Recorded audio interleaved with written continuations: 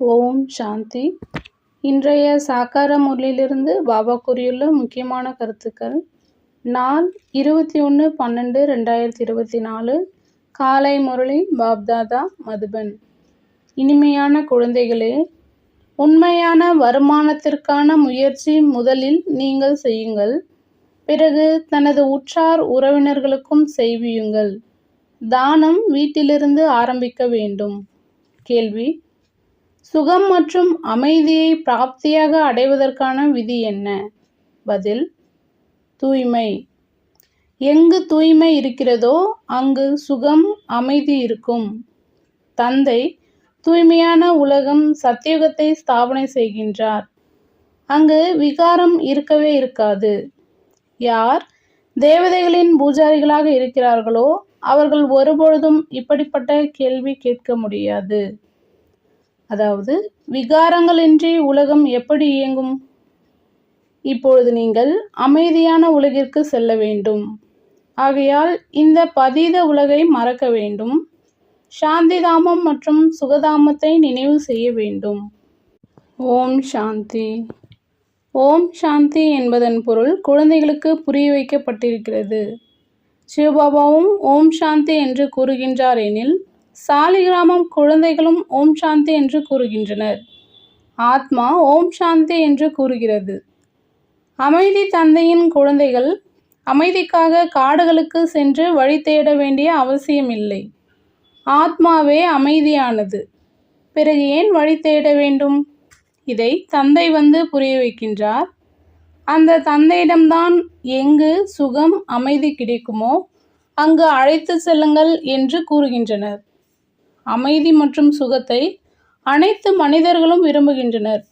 ஆனால் சுகம் மற்றும் அமைதிக்கு முன்பு தேவைப்படுவது தூய்மை. தூய்மையானவர்கள் பாவனம் என்றும் அசுத்தமானவர்கள் பதீதம் என்றும் கூறப்படுகின்றனர். பதீத உலகிலுள்ள மனிதர்கள் அழைத்து கொண்டே இருக்கின்றனர். வந்து எங்களை பாவன உலகிற்கு அழைத்து செல்லுங்கள். அவர் பதீத உலகிலிருந்து விடுவித்து பாவன உலகிற்கு அழைத்து செல்லக்கூடியவர் ஆவர். சத்யுகம் தூய்மையானது, கலியுகம் அசுத்தமானது. சத்யுகம் விகாரமற்ற உலகம், கலியுகம் விகார உலகமாகும். உலகம் விருத்தியடைந்து கொண்டே இருக்கிறது என்பதை குழந்தைகள் அறிவீர்கள். சத்யுகம் விகாரமற்ற உலகம் எனில் அவசியம் மனிதர்கள் குறைவாக இருப்பர். அந்த சிலர் யாராக இருப்பர்? உண்மையில் சத்யுகத்தில் தேவி தேவதைகளின் ராஜ்யம் இருந்தது. அதுதான் அமைதியான உலகம், அதாவது சுகதாமம் என்று கூறப்படுகிறது. இது துக்கதாமம் ஆகும். துக்கதாமத்தை மாற்றி சுகதாமமாக ஆக்கக்கூடியவர் ஒரே ஒரு பரமபிதா பரமாத்மா ஆவர். சுகத்தின் ஆஸ்தியை கண்டிப்பாக தந்தைதான் கொடுப்பார். இப்பொழுது அந்த தந்தை கூறுகின்றார், துக்கதாமத்தை மறந்துவிடுங்கள், சாந்திதாமம் மற்றும் சுகதாமத்தை நினைவு செய்யுங்கள். இதுதான் மன்மனாபவ என்று கூறப்படுகிறது. தந்தை வந்து குழந்தைகளுக்கு சுகதாமத்தின் சாட்சாத்காரம் செய்விக்கின்றார். துக்கதாமத்தை விநாசம் செய்வித்து சாந்திதாமத்திற்கு அழைத்து செல்கின்றார். இந்த சக்கரத்தை புரிந்து கொள்ள வேண்டும். 84 பிறவிகள் எடுக்க வேண்டியிருக்கிறது. யார் முதலில் சுகதாமத்திற்கு வருகிறார்களோ அவர்கள்தான் 84 பிறவிகள் எடுக்கின்றனர். தந்தை கூறுகின்றார், இந்த விஷயத்தை மட்டும் நினைவு செய்தாலும் கூட குழந்தைகள் சுகதாமத்திற்கு எஜமானர்களாக ஆகிவிட முடியும். தந்தை கூறுகின்றார், குழந்தைகளே, சாந்திதாமத்தை நினைவு செய்யுங்கள். பிறகு ஆஸ்தியை, அதாவது சுகதாமத்தை நினைவு செய்யுங்கள். முதலில் நீங்கள் சாந்திதாமத்திற்கு செல்றீங்க. ஆகையால் தன்னை சாந்திதாமம் பிரம்மாண்டத்திற்கு எஜமானன் என்று புரிந்து கொள்ளுங்கள். நடந்தாலும் காரியங்கள் செய்தாலும் தன்னை அங்கு வசிக்கக்கூடியவன் என்று புரிந்து கொண்டால் இந்த உலகை மறந்து கொண்டே செல்வீர்கள். சத்யுகம் சுகதாமமாகும். ஆனால் அனைவரும் சத்யுகத்துக்கு வந்துட முடியாது. யார் தேவதைகளின் பூஜாரிகளாக இருக்கிறார்களோ அவர்கள்தான் இந்த விஷயங்களையும் புரிந்து கொள்ள முடியும். இது உண்மையான வருமானமாகும். இது உண்மையான தந்தை கற்பிக்கின்றார். மற்ற அனைத்தும் பொய்யான வருமானங்களாகும். பாபா சொல்றாரு, அழிவற்ற ஞான ரத்தினங்களின் வருமானம்தான் உண்மையான வருமானம் என்று கூறப்படுகிறது. மற்றபடி அழியக்கூடிய செல்வங்கள் பொய்யான வருமானங்களாகும். துவாபர யுகத்திலிருந்து அந்த பொய்யான வருமானம் செய்து வந்தீர்கள். இந்த அழிவற்ற உண்மையான வருமானத்தின் பிராப்தி சத்தியுகத்தில் ஆரம்பித்து திரேதாவில் முடிவடைகிறது. அதாவது அரை கல்பத்திற்கு அனுபவிக்கிறீர்கள், பிறகு பொய்யான வருமானம் ஆரம்பமாகி விடுகிறது. இதன் மூலம் அரை கல்பத்திற்கு துளியளவு சுகம் கிடைக்கிறது. இந்த அழிவற்ற ஞான ரத்தினங்களை ஞான கடலானவர்தான் கொடுக்கின்றார்.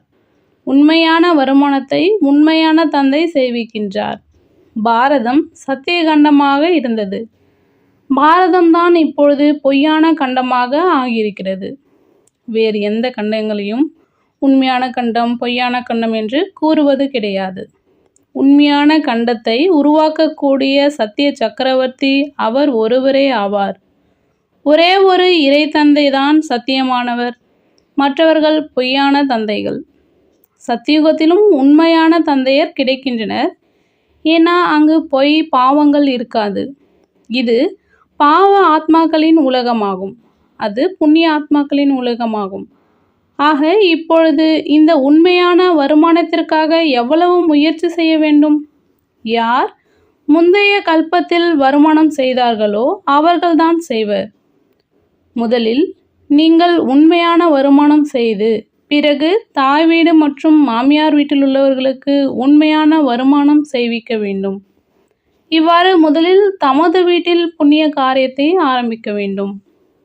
பாபா சொல்றாரு, சர்வ வியாபி என்ற ஞானம் உடையவர்கள் பக்தி செய்ய முடியாது. எப்பொழுது அனைவரும் பகவானின் ரூபங்களாக ஆகிவிடுகிறார்களோ பிறகு யாருக்கு பக்தி செய்வர்? ஆக இந்த புதைக்குழியிலிருந்து விடுவிப்பதற்கு முயற்சி செய்ய வேண்டியிருக்கு. பாபா சொல்றாரு, சந்நியாசிகள் தமது வீட்டில் உள்ளவர்களுக்கு ஞானதானம் எப்படி செய்ய முடியும்? முதல்ல அவர்கள் வீட்டு செய்திகளை கூறுவதே கிடையாது. ஏன் கூறுவதில்லை என்று கேளுங்கள். அறிந்து கொள்ள வேண்டும் அல்லவா? கூறுவதில் என்ன இருக்கிறது? இன்னாரது குடும்பத்தில் இருந்தேன், பிறகு சந்நியாசம் செய்தேன். உங்களிடத்தில் கேட்டால் நீங்கள் உடனேயே கூறிவிடுவீர்கள். சந்நியாசிகளுக்கு பல சீடர்கள், அதாவது பின்பற்றுபவர்கள் இருக்கிறாங்க.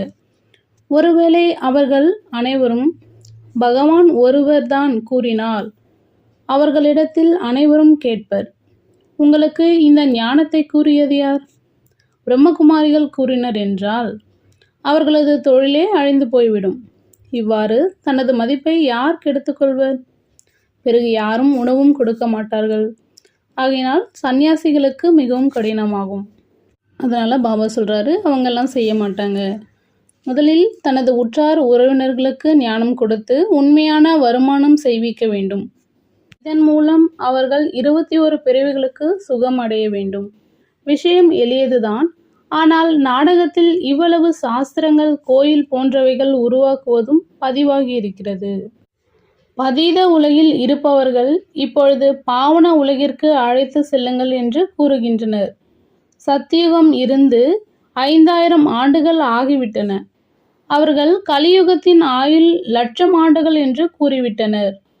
பிறகு மனிதர்கள் சுகதாமம் எங்கு இருக்கிறது, எப்போது ஏற்படும் என்பதை எப்படி புரிந்து கொள்வர்? மகா பிரளயம் ஏற்படும், அதன் பிறகுதான் சத்தியுகம் வரும் என்று அவர்கள் கூறுகின்றனர். முதலில் ஸ்ரீ கிருஷ்ணர் கால் விரல்களை சப்பிக்கொண்டு கடலில் ஆலை இலையின் மீது வருவர். எங்கிருக்கும் விஷயத்தை எங்கே கொண்டு சென்று விட்டனர்? இப்பொழுது தந்தை கூறுகின்றார், நான் பிரம்மாவின் மூலம் அனைத்து வேத சாஸ்திரங்களின் சாரத்தை கூறுகின்றேன். அதனால்தான் விஷ்ணுவின் நாபி கமலத்திலிருந்து பிரம்மா வந்ததாக காண்பிக்கின்றனர். பிறகு கைகளில் சாஸ்திரங்களை கொடுத்து விட்டனர். இப்பொழுது பிரம்மா அவசியம் இங்குதான் இருக்க வேண்டும். விஷ்ணுவும் லட்சுமி நாராயணனின் ரூபத்திலும் இங்குதான் இருக்கிறார்கள். பிரம்மாதான் விஷ்ணுவாக ஆகின்றார், பிறகு விஷ்ணுவே பிரம்மாவாக ஆகின்றார். இப்பொழுது பிரம்மாவிலிருந்து விஷ்ணுவாக உருவாகின்றாரா அல்லது விஷ்ணுவிலிருந்து பிரம்மா உருவாகின்றாரா? இவை அனைத்தும் புரிந்து கொள்ள வேண்டிய விஷயங்களாகும். ஆனால் யார் நன்றாக படிக்கிறார்களோ அவர்கள்தான் இந்த விஷயங்களை புரிந்து கொள்வர். தந்தை கூறுகின்றார், நீங்கள் சரீரம் விடுகின்ற வரைக்கும் புரிந்து கொண்டே இருப்பீர்கள். நீங்கள் முற்றிலுமாக 100% புத்தியற்றவர்களாக ஏழைகளாக ஆகிவிட்டீர்கள். நீங்களேதான் புத்திசாலிகளாக தேவி தேவதைகளாக இருந்தீர்கள். இப்பொழுது மீண்டும் தேவி தேவதைகளாக ஆகிக் கொண்டிருக்கிறீர்கள். மனிதர்களால் உருவாக்க முடியாது. நீங்கள் தேவதைகளாக இருந்தீர்கள். பிறகு 84 பிறவிகள் எடுத்து எடுத்து முற்றிலும் கலைகள் அற்றவர்களாக ஆகிவிட்டீர்கள். நீங்கள் சுகதாமத்தில் மிகுந்த அமைதியுடன் இருந்தீர்கள். இப்பொழுது அமைதியற்றவர்களாக இருக்கின்றீர்கள். நீங்கள் 84 பிறவிகள் கணக்கை கூற முடியும். இஸ்லாமியர்கள், பௌத்தர்கள், சீக்கியர்கள், ஈசாயி மடம் போன்றவர்கள் எத்தனை பிறவிகள் எடுக்கின்றனர்? இந்த கணக்கு எடுப்பது மிகவும் எளிதாகும். சொர்க்கத்திற்கு எஜமானர்களாக பாரதவாசிகள் தான் ஆவார். நாற்று நடப்படுகிறதல்லவா? இதைதான் புரிந்து கொள்ள வேண்டும். சுயம் புரிந்து கொண்ட பிறகு முதலில் தனது தாய் தந்தை சகோதர சகோதரிகளுக்கு ஞானம் கொடுக்க வேண்டும். இல்லறத்தில் இருந்தாலும் தாமரை மலர் போன்று இருக்க வேண்டும். பிறகு தனது வீட்டில் உள்ளவர்களுக்கு தானம் செய்ய வேண்டும். பாபா சொல்றாரு, தொழில் போன்றவைகளிலும் முதல்ல தனது சகோதரர்களை தான் கூட்டாளியாக ஆக்கிக் கொள்வாங்க. இங்கும் அப்படிதான் இருக்கிறது. கன்னியர் என்றாலே தனது தாய் வீடு மற்றும் மாமியார் வீட்டை முன்னேற்றத்தில் கொண்டு செல்பவர் என்று பாடப்பட்டிருக்கிறது. அசுத்தமானவர்களால் முன்னேற்ற முடியாது. அப்படியெனில் இந்த கன்னியர்கள், இந்த பிரம்மாவின் கன்னிகைகள் பிரம்மா குமாரிகள் அல்லவா? இங்கு அதர் கன்னிகை, அதாவது மாதர்கள், குன்மா கன்னிகைகளுக்கு குமாரிகள் கோயில் உருவாக்கப்பட்டிருக்கிறது அல்லவா? இங்கு உங்களது நினைவு சின்னங்கள் உருவாக்கப்பட்டிருக்கிறது. நான் மீண்டும் பாரதத்தை சொர்க்கமாக்குவதற்காக வந்திருக்கிறேன். இந்த தில்வாடா கோயில் மிக சரியானது ஆகும். மேலே சொர்க்கம் காண்பிக்கப்பட்டிருக்கிறது. இங்குதான் சொர்க்கம் இருக்கிறது. ராஜயோகத்தின் தபஸ்யாவும் இங்குதான் நடைபெறுகிறது. யாருடைய கோயிலோ அவர்கள் இதை அறிந்து கொள்ள வேண்டும் அல்லவா? உள்ளுக்குள் ஜெகத்பிதா, ஜெகதாம்பா, ஆதிதேவன் போன்றவர்கள் அமர்ந்திருக்கின்றனர். நல்லது. ஆதிதேவன் யாருடைய குழந்தை? சிவபாபாவின் குழந்தை. அதர் குமாரி, குன்வாரி கன்யா போன்ற அனைவரும் ராஜயோகத்தில் அமர்ந்திருக்கின்றனர். தந்தை கூறுகின்றார், மன்மனா பவ. இவ்வாறு இருந்தால் நீங்கள் வைகுண்டத்திற்கு எஜமானர்களாக ஆவீர்கள். முக்தி, ஜீவன் முக்தி தாமத்தை நினைவு செய்யுங்கள். இது உங்களது சந்நியாசமாகும். பாபா சொல்றாரு, ஜைனர்களின் சந்நியாசம் எவ்வளோ கடினமாக இருக்கு.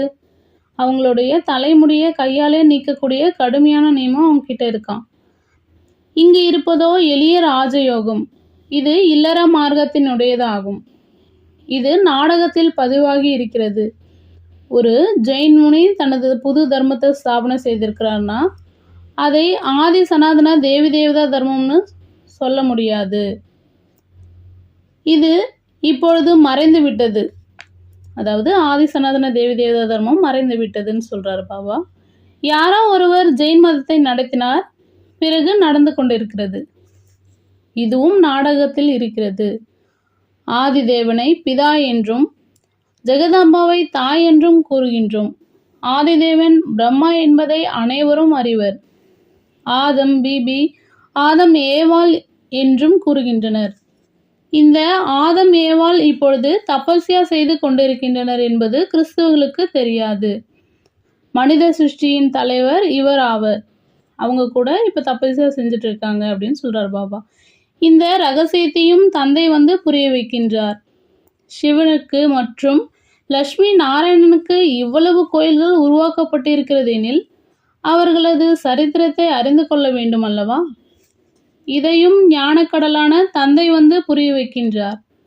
பரம்பிதா பரமாத்மா தான் ஞானம் நிறைந்தவர், ஞானக்கடலானவர், ஆனந்தத்தின் கடலானவர் என்று கூறப்படுகின்றனர்.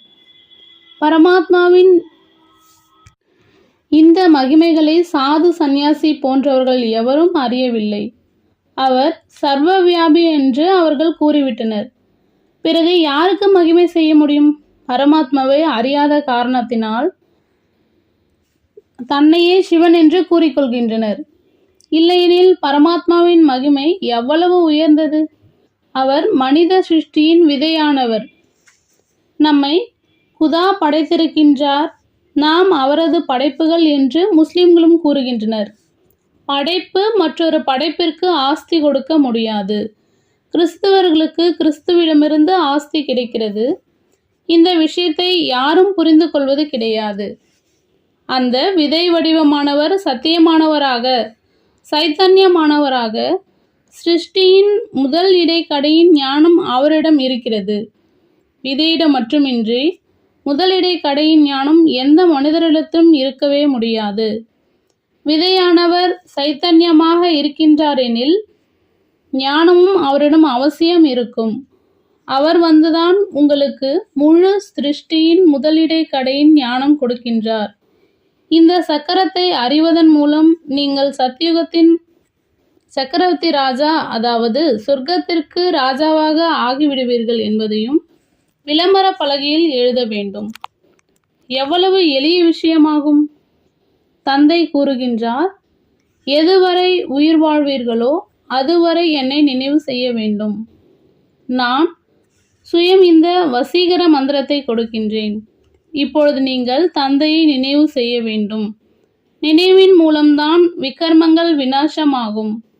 இந்த சுயதர்ஷன சக்கரத்தை சுற்றி கொண்டே இருந்தால் மாயையின் கழுத்து துண்டிக்கப்பட்டுவிடும். நான் உங்களது ஆத்மாவை தூய்மையாக்கி அழைத்து செல்வேன்.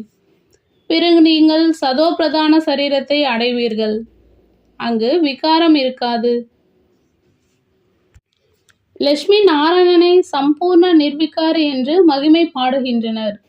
ஜெகதம்பா ஜெகத்பிதா நிர்விகாரிகளாக இருக்கின்றனர். ராஜயோகத்தின் தபஸ்யா செய்து பதீதத்திலிருந்து பாவனம், சொர்க்கத்திற்கு எஜமானர்களாக ஆகின்றனர். புண்ணிய ஆத்மா ஆவதற்காகவே தபஸ்யா செய்கின்றனர். நல்லது. தாரணைக்கான முக்கிய சாரம்: 1.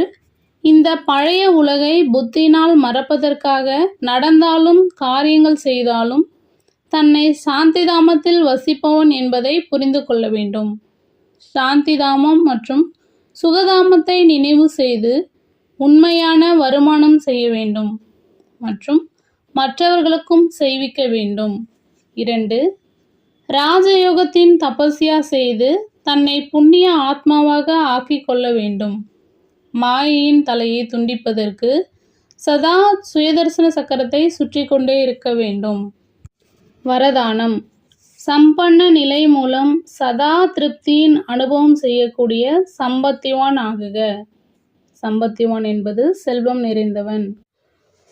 ஞானம், குணங்கள் மற்றும் சக்திகள் ஆகிய இவையே சுயராஜ்யத்தின் செல்வம் ஆகும். யார் இந்த அனைத்து செல்வங்களிலும் நிறைந்த சுயராஜ்ய அதிகாரிகளாக இருக்கின்றார்களோ அவர்கள் சதா திருப்தியாக இருக்கின்றார்கள். அவர்களிடம் அப்ராப்தியின் பெயர் அடையாளம் இருக்காது. எல்லைக்குட்பட்ட இச்சைகளை பற்றிய ஞானம் இல்லாதவரையே செல்வம் நிறைந்தவன் என்று கூறப்படுகிறது. அவர்கள் சதா வள்ளலாக இருப்பார்கள், யாசிக்க மாட்டார்கள். அவர்கள் இடைவிடாத சுகம், சாந்திமயமான சுயராஜ்யத்தின் அதிகாரியாக இருப்பார்கள். எந்தவிதமான சூழ்நிலையும் அவர்களுடைய இடைவிடாத சாந்தியை துண்டிக்க முடியாது. ஸ்லோகன்: ஞான கண் மூலம் 3 காலங்கள் மற்றும் 3 உலகங்களை அறிந்திருக்கக்கூடிய மாஸ்டர் ஞானம் நிறைந்தவர் ஆகுக. ஓம் சாந்தி.